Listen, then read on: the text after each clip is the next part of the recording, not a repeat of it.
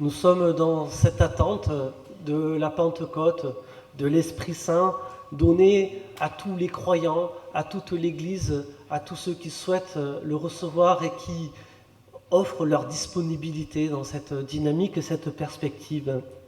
Et les textes d'aujourd'hui nous donnent en fait trois axes, pas les seuls, je dirais les modes variés de la grâce de Dieu ou les modes variés de l'action de l'Esprit dans la vie des cœurs de ceux qui croient. Nous avons entendu dans la première lecture ce témoignage d'Étienne. On parle de témoignage parce que le mot martyr, en français courant, ça veut dire témoigner. Et voilà que Étienne, dans la force de l'Esprit, va témoigner de sa foi jusqu'à en perdre la vie. Ça va être le premier martyr. On nous dit bien que c'est sous l'impulsion de l'Esprit Saint qu'il dit ce qu'il voit. Le Seigneur, le Fils de l'homme, à la droite de Dieu le Père. C'est insupportable pour les Juifs d'entendre ça, parce qu'eux, ils l'ont condamné à mort. Et voilà que Étienne va se faire lapider, vous connaissez la suite de l'histoire. Et puis regardez ce que dit Étienne avant de mourir. Ça vous dit rien quand il dit Seigneur, reçois mon esprit. Ça ressemble fortement à mon Père, en tes mains, je remets mon esprit. Et puis la deuxième phrase qui va dire Seigneur, ne leur compte pas ce péché. Ça ressemble fortement à Père, pardonne-leur, ils ne savent pas ce qu'ils font.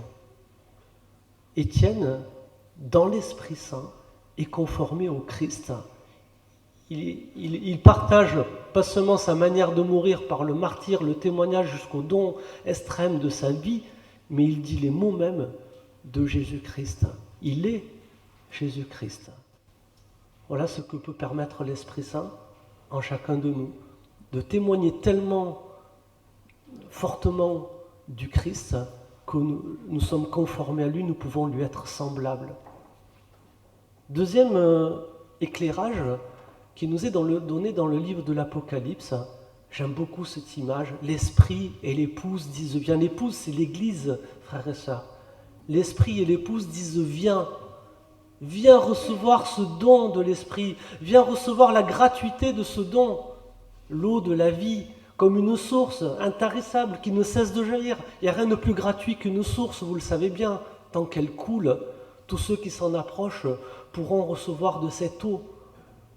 Eh bien voilà, l'Esprit Saint nous est aussi librement offert que cette source-là, qui jaillit un peu à l'image, vous savez, de ce passage du livre d'Ézéchiel, avec ce fleuve qui sort du temple, là, qui coule, et tous les arbres qui sont plantés au bord là, de ce fleuve, eh bien, portent du fruit pendant toutes les saisons.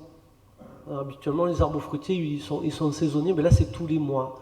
Toutes les saisons, on continue à porter du fruit. Et les arbres, vous savez, c'est nous. Et nous, frères et sœurs, nous sommes appelés à venir à cette source, à la recevoir sans se lasser, que cette source aussi devienne source d'eau vive, source de vie pour chacun de nous, parce que le Seigneur, en nous donnant son esprit, ne nous permet pas seulement de porter du fruit et de faire des bonnes œuvres, mais il nous communique la vie qui l'anime, et cette vie, vous le savez, est force de vie éternelle. Dernier point qui nous est proposé, et pas le moindre, je viens peut-être insister un petit peu plus sur celui-là, l'Esprit Saint, dans l'Évangile, c'est celui qui fait l'unité. Nous avons dans ce très beau passage de Jean 17, Jésus qui s'adresse à son Père. Alors on savait que Jésus priait, et bien là pour une fois, on sait ce qu'il dit quand il prie.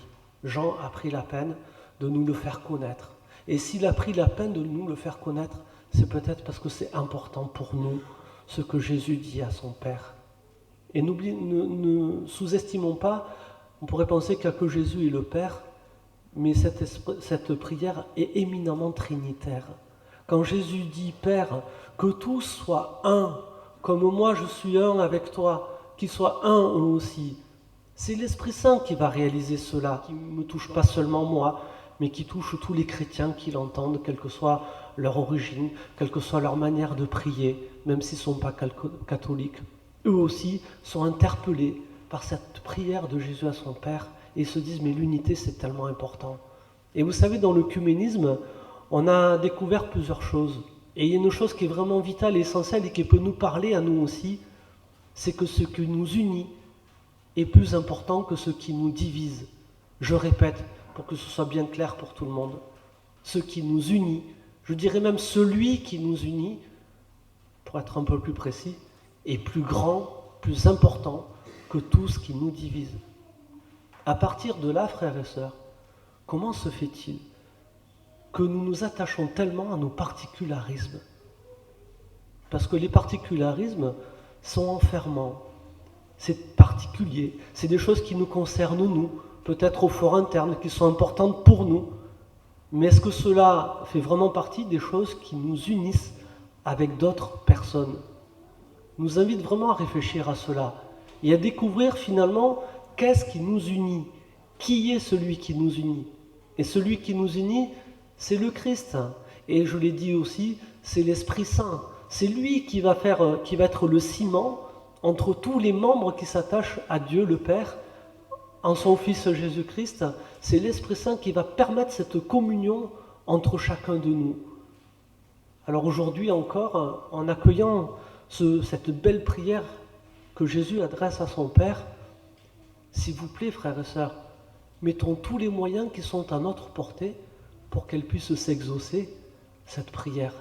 Parce que Jésus prie son Père, il nous donne l'Esprit pour nous aider à entrer dans cette dynamique, mais le travail que Jésus ne pourra pas faire, c'est notre bonne volonté pour chercher toujours qu'est-ce qui nous unit, plutôt que ce qui nous divise. Renoncer à nos particularismes, les laisser de côté, pour aller gratuitement à la rencontre de l'autre et accueillir tout ce que Dieu a me donné par l'autre. Amen.